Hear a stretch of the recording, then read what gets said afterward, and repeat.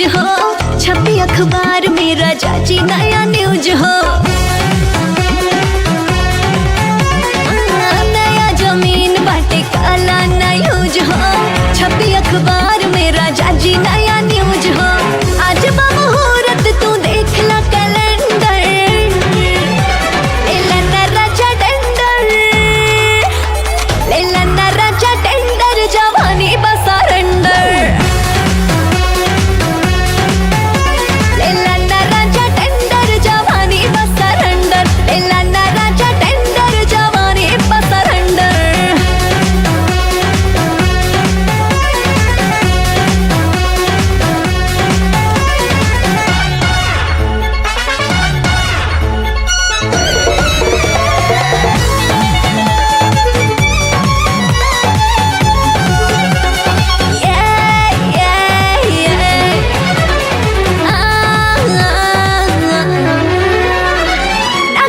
जज ना वकील हो, कल डायरेक्ट हमसे डील हो।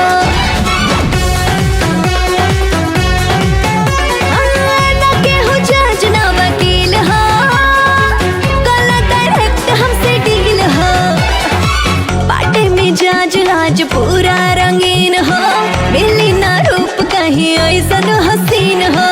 आगे आगे उठे राजा लाभ के बवंडर, लेला ना राजा टेंडर, लेला ना राजा टेंडर, जवानी बस सरेंडर। लेला ना राजा टेंडर, जवानी बस सरेंडर, लेला ना राजा टेंडर, जवानी बस सरेंडर।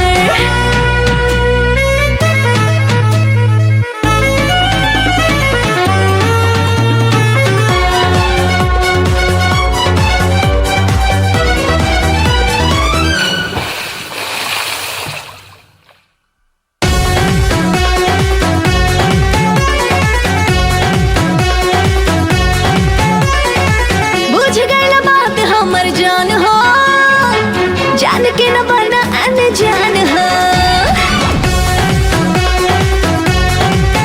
हाँ, बुझ गइल बात हमर जान हो, जान के न बना अनजान हो। तोहरे पे कईनी जवानी